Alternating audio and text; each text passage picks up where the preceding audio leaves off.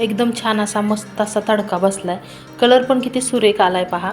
एकदम पौष्टिक आणि खायला तर खूपच अप्रतिम लागणारी आज मी रेसिपी बनवली आहे। कशी बनवली आहे व्हिडिओ स्किप न करता शेवटपर्यंत नक्की पहा। त्यासोबतच खोबऱ्याची चटणी सुद्धा बनवलेली आहे। हे जे आप्पे बनवलेले आहेत एकदम सॉफ्ट होतात, अगदी म्हातारी माणसे सुद्धा आरामशीर खाऊ शकतील। आतमधून एकदम मऊ आणि पौष्टिक सुद्धा खूप आहेत। यामध्ये भाज्यांचा वापर केलेला आहे। चला तर मग पटकन मी व्हिडिओला सुरुवात करते। तर यासाठी एक वाटी भरून मी पोहे घेतलेले आहेत। त्यानंतर एक वाटीभर रवा घेतलेला आहे आणि रवा न भाजता कच्चा रवा घेतलेला आहे। मग तो जाड रवा किंवा बारीक रवा कोणताही तुम्ही घेऊ शकता।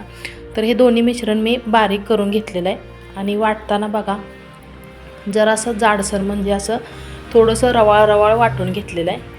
अगदी झटपट होणारी रेसिपी आहे ही। तर आता हे वाटलेलं जे मिश्रण आहे ते एका भांड्यामध्ये काढून घेते।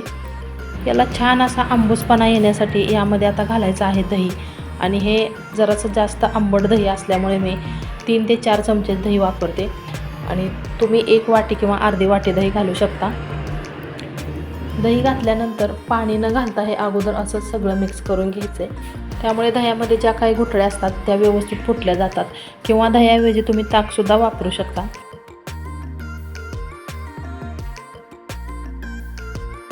यामध्ये लागेल तेवढंच पाणी वापरणार आहे मी। थोडंसं पाणी घालून हे मिक्स करत राहायचे आणि यामध्ये पोह्याचा वापर केल्यामुळे पाणी जरासं जास्तच लागतं याला। तर मैत्रिणींनो, माझ्या रेसिपी तुम्हाला आवडत असतील तर आपल्या व्हिडिओला लाईक करा, जास्तीत जास्त लोकांना शेअर करा आणि गायत्री किचन मराठी या माझ्या रेसिपी चॅनेलला नक्की सबस्क्राईब करा। तुमचा एक सबस्क्राईबसुद्धा खूप महत्त्वाचा असतो। तर यावरती झाकण ठेवून हे 5 मिनिट साईडला ठेवायचे। यासाठी आपणाला लागणार आहेत 2 मध्यम आकाराचे कांदे, 4 हिरव्या मिरच्या, 1 बीट घेतलेला आहे आणि 1 टोमॅटो घेतले। तर यामध्ये बीट किसून घ्यायचे आणि कांदा, मिरची आणि टोमॅटो हे एकदम बारीक चिरायचं आहे, चिरून यामध्ये घालायचे। कांदा टोमॅटो बारीक करेपर्यंत पीठ पण चांगलं भिजले आणि बघा इथे हिरवी मिरची, कांदा, टोमॅटो अगोदर मी घालते आणि नंतर मग बीट घालणार आहे।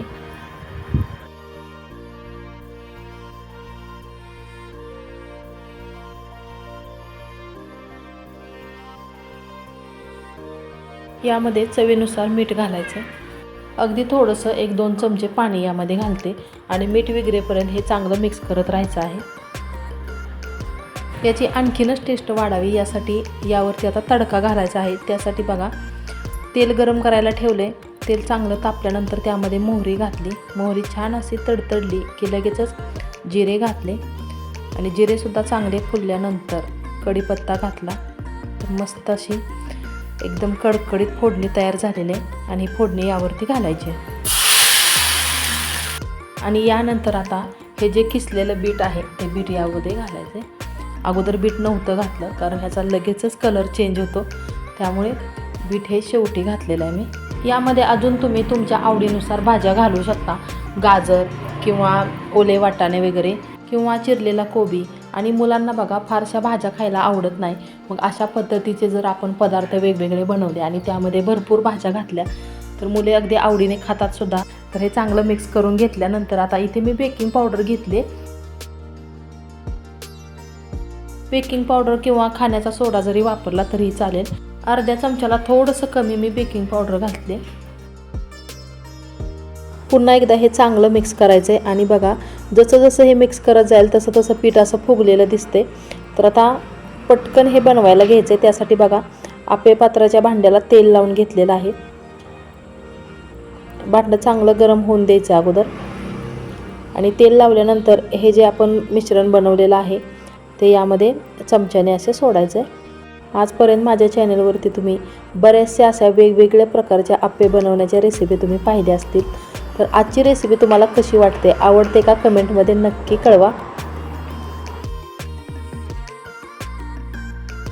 यावरती एक 5 मिनिटाकरता झाकण ठेवायचं आहे आणि 5 मिनिटानंतर झाकण काढून नंतर पुन्हा वरून अगदी थोडंसं तेल यावरती सोडायचे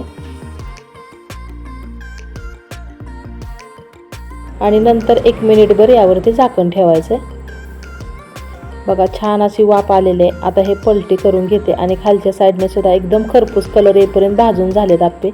तर सगळे आप्पे असे पलटी करून घेऊन नंतर अजून 1-2 मिनिटाकरता यावरती झाकण ठेवायचे। तोपर्यंत खोबऱ्याची चटणी बनवायची आहे. त्यासाठी खोबरं चिरून घेतलेलं आहे. त्यामध्ये घालायचे आहेत 2 हिरव्या मिरच्या, कच्चे शेंगदाणे थोडेसे 2-3 चमचे. अगदी साध्या पद्धतीने चटणी बनवते. वाटण्या अगोदर त्यामध्ये 1 इंच आल्याचा तुकडा आणि 2-3 लसणाच्या पाकळ्या घालून थोडंसं पाणी घालून बारीक करून घेते. आणि याला सुद्धा छान असा तडका देण्यासाठी तडक्याच्या भांड्यामध्ये 2 चमचे तेल घेतलं. त्यामध्ये मोहरी, जिरे आणि हे दोन्ही पण छान असं तडतडल्यानंतर कढीपत्ता घातला आणि ही फोडणी आता चटणीवरती घालायची आहे. अगदी पटकन 2 मिनिटात खोबऱ्याची चटणीसुद्धा तयार झाली. तर छान असा तडका दिल्यानंतर हे थोडंसं मिक्स करून घ्यायचे आणि यामध्ये आता महत्त्वाचा घटक म्हणजे चवीनुसार मीठ घालायचे. मीठ घातल्यानंतर पुन्हा एकदा मिक्स करून घ्यायचं आहे. तोपर्यंत आप्पे पण तयार झालेले आहेत. तर मस्त अशी खोबऱ्याची चटणी किंवा टोमॅटोची चटणी किंवा टोमॅटो सॉस याबरोबर सुद्धा आप्पे खूपच टेस्टी लागतात किंवा अगदी नुसते असे जरी खाल्ले तरीही टेस्टी लागतात. तर अगदी लहानांपासून मोठ्यांना आवडणारे आपले आप्पे तयार झालेले आहेत आणि आतमधून एकदम सॉफ्ट मऊ झालेत. अगदी म्हातारी माणसेसुद्धा आवडीने खातील अशा पद्धतीचे आप्पे झालेत. चला तर मग लवकरच भेटूया अशाच नवीन एका छानशा रेसिपीसोबत पुढच्या व्हिडिओमध्ये. धन्यवाद.